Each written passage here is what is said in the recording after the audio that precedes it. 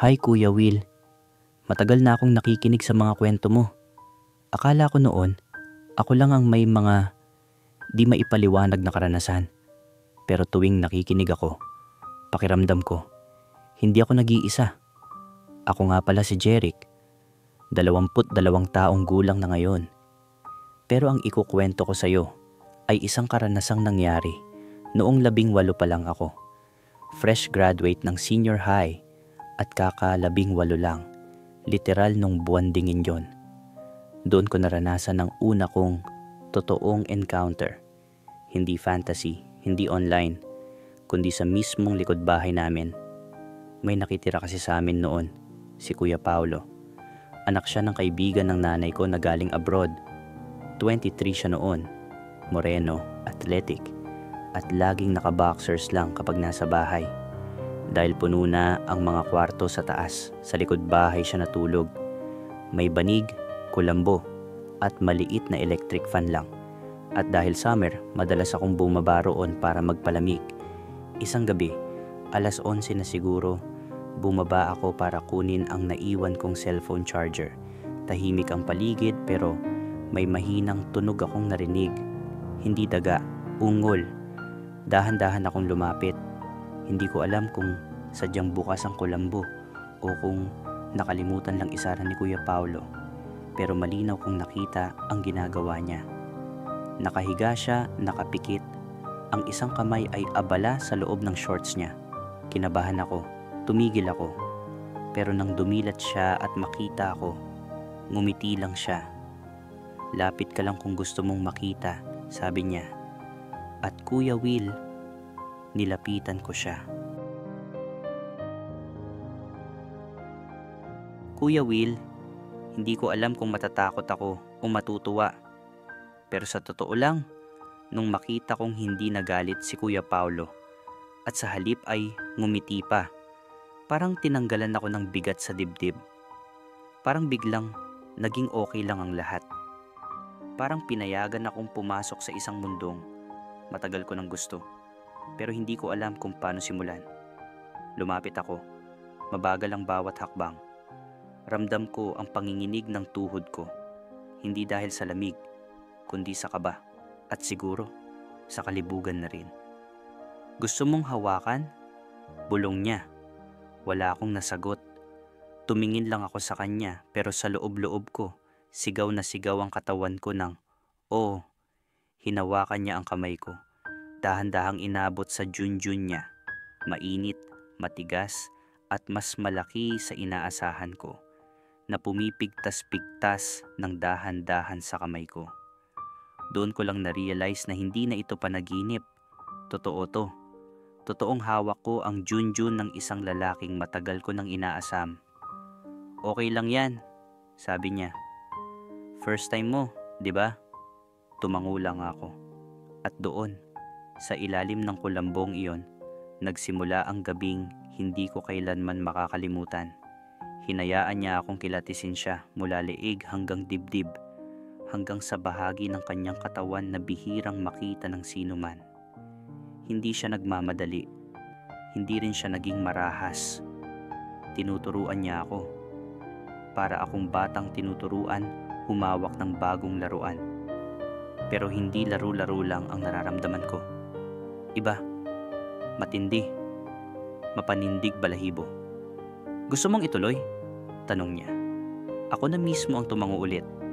At sa sumunod na minuto, bumaba na ako, hindi lang literal kundi pati emosyon. Pinakawalan ko ang inhibisyon. Nilasahan ko ang bawal. Nilanghap ko ang init. At wala na akong inisip kundi siya. Kuya Will, iyon ang unang beses kong natikman ang kapwa ko lalaki. Kuya Will, hindi ko alam kung ilang minuto akong nasa pagitan ng mga hita ni Kuya Paulo. Pero bawat segundo, parang sunog sa balat. Amoy pawis siya. Hindi mabaho, kundi yung amoy ng lalaking bagong ligo. Tapos pinagpawisan ulit. Amoy katawan. Amoy tukso. Hindi siya nagsalita habang ginagawa ko yon. Tahimik lang siya, malalim ang hininga, minsan mapapasinghap, tapos hahaplosin ang ulo ko dahan-dahan lang. Parang sinasabing, sige lang, tama yan. Para akong nagising sa isang parte ng pagkatao ko na matagal ng tulog. Hindi ko inakalang kaya ko yun. Nagugustuhin ko pala. At habang lalo siyang nasasarapan, lalo akong nalulunod. Pwede ba kitang halikan? Tanong ko. Halos pabulong. Napangiti siya. Bakit hindi? Sagot niya. Sabay hatak sa akin pataas. Doon ko unang nalasahan ang laway ng lalaking dati ay tanaw ko lang mula sa bintana. Mainit ang labi niya. Medyo magaspang ang bigote niya pero hindi ko ininda. Ang sarap. Ang lalim ng halik. Para kaming nagkakaubusan ng hininga. At habang naghahalikan kami, ramdam ko yung galaw ng bewang niya dumidiin sa katawan ko. Parang sinasabi ng katawan niya kung anong gusto niya mangyari. At naiintindihan ko kahit walang salita. Bigla niyang bulong, "Ready ka na ba?" Hindi ako sumagot. Sa halip, hinalikan ko siya ulit. Mas mariin, mas mapusok. At doon na nga nagsimula ang tunay na unang laban. Unang pagkakataon na ako ay pasukin sa kaloob-looban.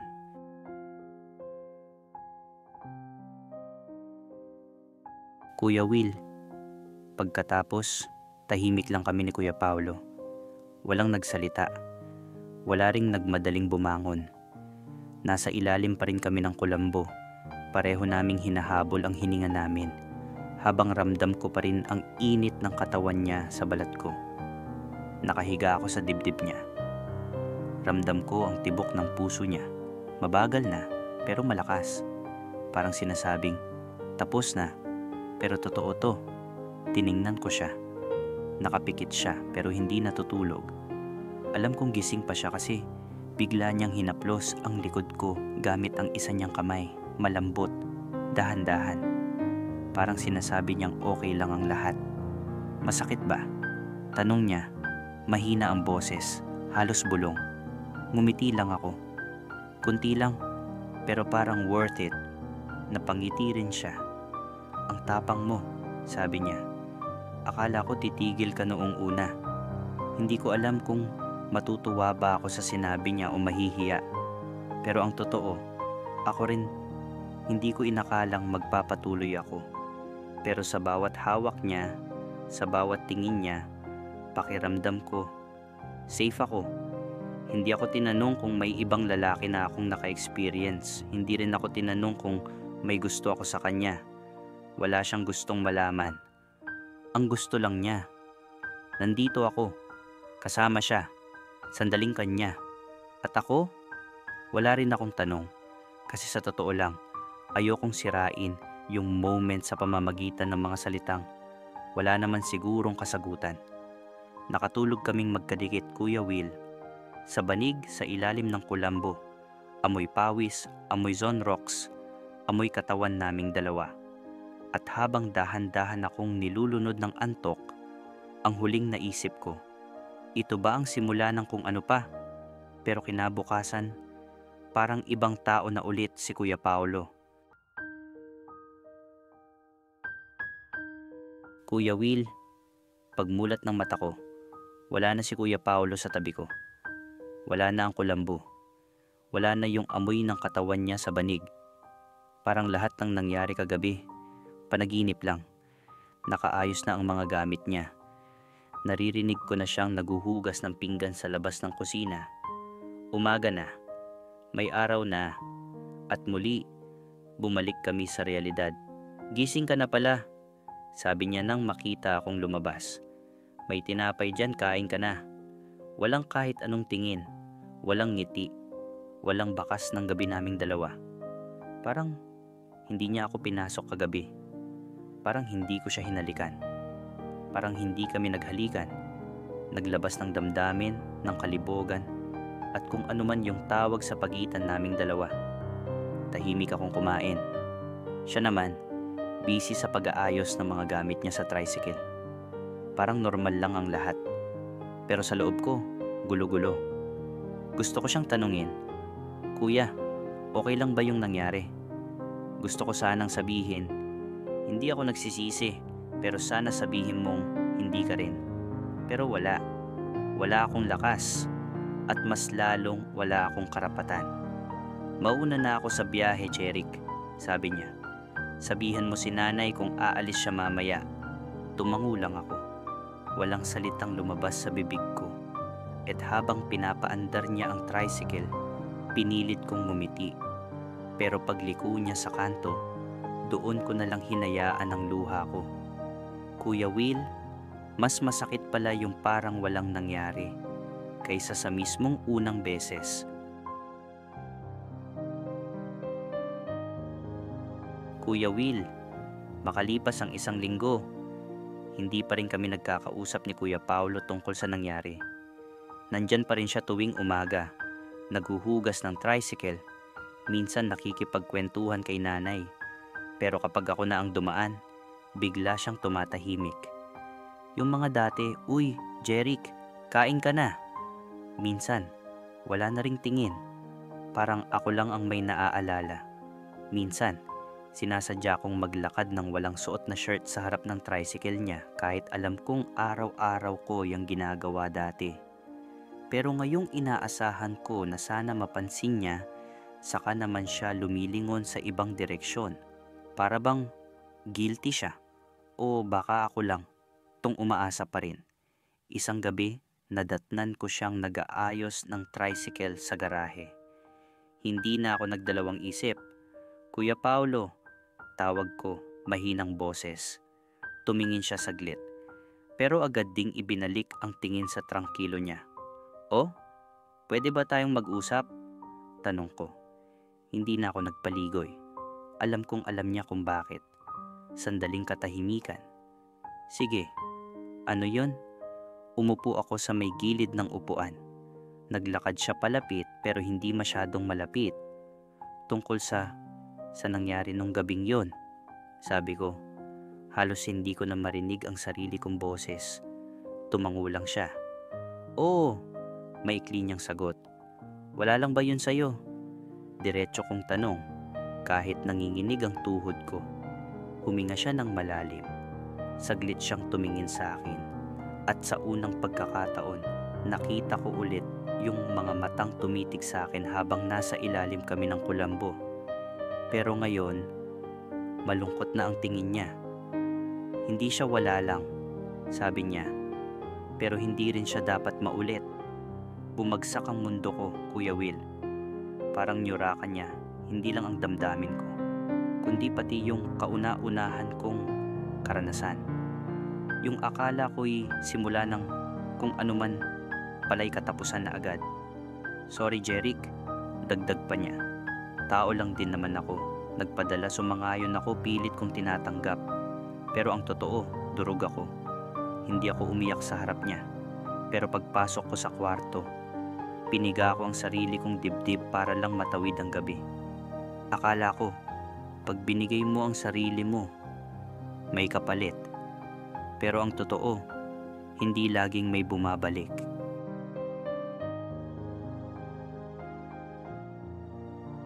Kuya Will, minsan hindi ko na alam kung ano ang nangyayari sa akin. Hindi ko na alam kung dapat ba akong magtampo o magpatawad. Hindi ko na alam kung pwede pa bang may mangyaring maganda sa pagitan namin ni Kuya Paulo. Lumipas ang mga araw at tuloy pa rin siya sa pag-iwas. Hindi na kami nag-uusap maliban sa mga simpleng bagay. Parang wala lang. Parang wala kaming pinagsamahan. Pero may mga pagkakataon na parang may mga galak na nasusulyap ko sa mata niya.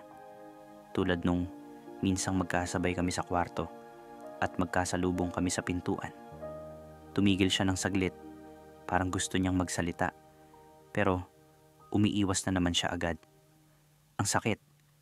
Naramdaman ko na parang ako na lang ang tanging may halaga sa mga nangyari, habang siya parang walang nangyari. Pumapalibot lang siya sa paligid ko at ayaw ko ng ganun. Pero hindi ko siya kayang iwasan. May mga gabing hindi ko siya maiwasang isipin. Yung mga oras na tayo lang dalawa, ang init ng katawan niya at ang mga mata niyang naglalaman ng mga tanong na hindi ko pa kayang sagutin. Nagtry akong maghanap ng sagot sa ibang tao. May isang pagkakataon na naisip ko maghanap ng iba. Isang taong magpapalimos ng pansin ko. Hindi tulad ni Kuya Paolo na palaging may pader. Pero kahit sino pa ang dumaan, parang wala akong makitang kahit anong kapalit ng nangyari sa kanya. Hanggang sa isang gabing hindi ko na kayang pigilan, tinawagan ko siya.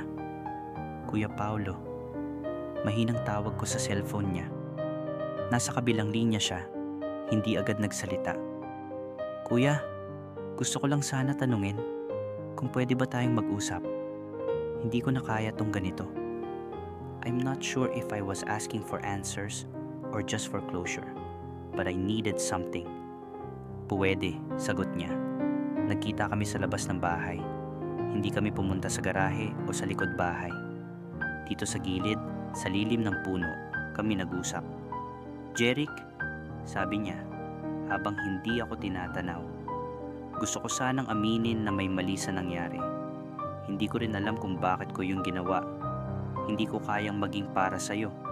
Hindi ko kayang gawing seryoso ito. Hindi ako makatingin sa mata niya. Tumahimik ako. Pwede ba tayong maging magkaibigan na lang? Dagdag niya. At kahit mahirap, wala akong magawa kundi tanggapin. At doon ko na-realize, siguro nga, mas magaan kung tatanggapin ko na lang ang nangyari. Ang mga alaala ay magiging bahagi na lang ng nakaraan. At habang may takot pa, may pag-asa pa rin na baka sa hinaharap, maging magkaibigan pa kami. Hindi ko na kayang magsalita pa. Pero kahit ganon, may pakiramdam pa ring naiwan.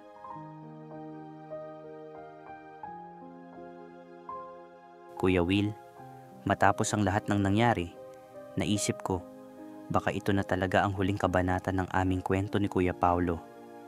Baka nga wala nang dapat pag-usapan pa, at baka nga wala nang lugar ang nakaraan namin. Siguro, ganoon talaga ang buhay. May mga bagay na nagsisimula, at may mga bagay na natatapos. Pero hindi ko pa rin maiwasan na magtaka. Kung sana, may iba pang nangyari. Kung sana naging mas maligaya kami, mas matagal na sana ang mga oras namin. Pero hindi ko na pwedeng ipilit. Kailangan ko ng bitawan. Kailangan ko ng tanggapin na hindi siya para sa akin at hindi ako para sa kanya. Ilang linggo pagkatapos ng gabing iyon, nagpatuloy ako sa araw-araw ko. Nagbago ang takbo ng buhay ko. Mas tahimik, mas maligaya, at medyo mas ligtas na rin ako sa mga nararamdaman ko.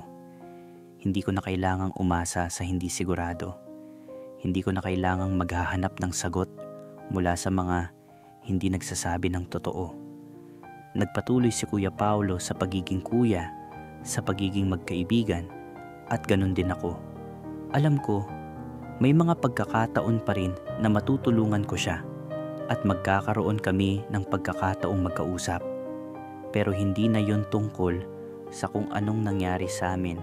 Wala na yung malalim na tinginan, walang mga gabing sobrang init at kilig.